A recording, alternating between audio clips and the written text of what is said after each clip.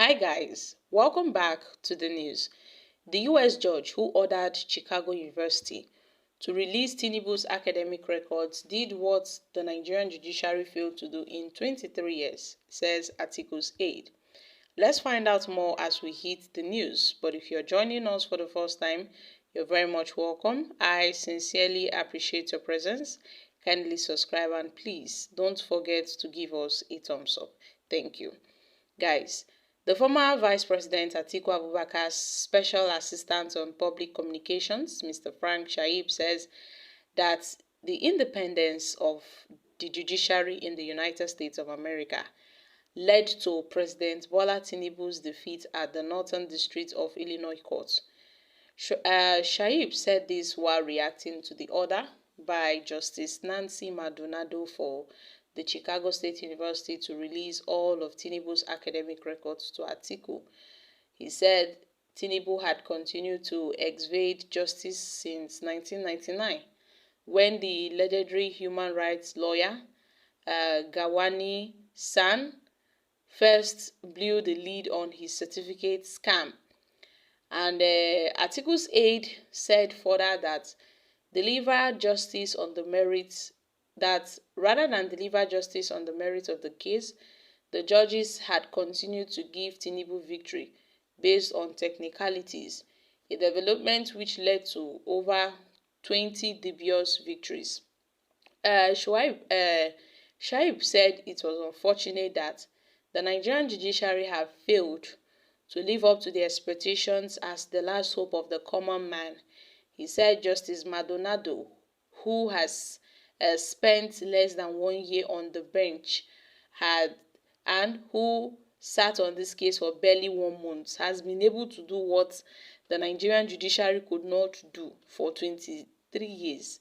This explains why the Nigerian society is on the brink of slipping into the state of nature, which Thomas Hobbes described as short, brutish, and nasty. Atiku's aide lambasted Tinubu's lawyers and the former national legal advisor of the All Progressive Congress, Babatunde Ogala, who had described the U.S. court victory as of no consequence. Ogala had also compared the victory to masturbation, insisting that the judgment would not have consequences on Atiku's appeal against Tinubu's victory at the Supreme Court. But Mr. Frank Shaibu described Ogala as a legal and intellectual Liputin asked the head of Tinubu's legal team to bury his face in shame.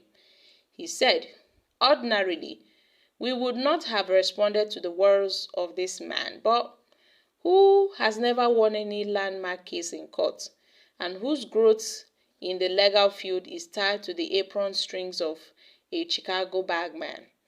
However, the truth needs to be said. The truth needs to be said for the sake of posterity. We have the U.S. court judge may have had Ogala in mind when he wrote about the wickedness of people, shielding evildoers, wrongdoers, and passing them off, or at least allowing them to pass themselves off, and then propose the remedy that if the broad daylight could be let in upon men's action, it will purify them as the sun disinfects it. It is so unfortunate that Ogala glorifies technicality instead of justice. Ogala claimed that the victory was meaningless, so why did his principal try to block the release of his credentials if he has nothing to hide? Why did he also appeal the initial judgment if he has nothing to hide? The Bible says only the wicked man runs when no one chases them. Why has Tinubu been blocking the release of his academic records for nearly 30 years? Atiku's aide alleged that Ogala's outburst was based on his desperation to receive an appointment from Tinubu, having failed to make the cabinet.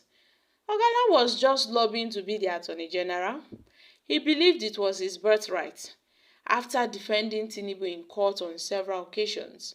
However, having received the title of senior advocate 2 years ago, without any remarkable or landmark case under his belt. Tinubu opting for a more experienced Lateef Fagbemi. Since then, Ogala has been trying to ingenuate himself to Tinubu and is now standing logic on his head just to please his master. How pathetic it is. Very, very pathetic. But then, this is the first time, this US court did what the Nigerian judiciary failed to do over 23 years ago. Well, shame on the Nigerian judges.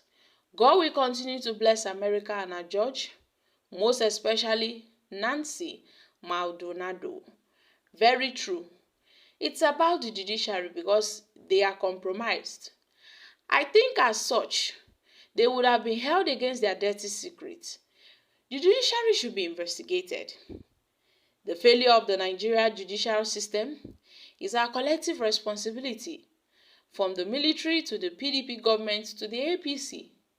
In Nigeria, corruption claimed the life of the judiciary, that every case is first looked at the eyes of technicality, not minding the merit. Exactly. Our judiciary have problem. We need to do better.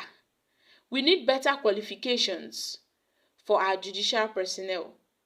Atiku and his supporters are just using baskets to fetch water. We know there's nothing like judiciary in Nigeria. Nothing will happen because our leaders, they have no shame. The masses don't even know what to do. Even if they know what to do, they will do it at the wrong time. The institution's integrity is also at stake. Hence, they will not release details that will expose the past. Shortly, secondly, the current US government appear to have reached a kind of agreement with the man involved. So it will take a miracle for anything to come out of the US. Well, we know that for sure. But then, if nothing happens, then tell us the truth. Okay, guys, these are reactions from Nigerians, my country people. Make una use eye check this thing well though. Naija, they don't use mouth to rubbish us. Say as e dey be like this o, we never see this kind thing. Na so partial our Nigerian judiciary dey sabi do. They can never uphold the truth. Well, according to Atiku Abubakar's aide, Mr. Frank Shaib. So guys, I'm dropping here. Kindly share your thoughts on this in the comment section. Thank you.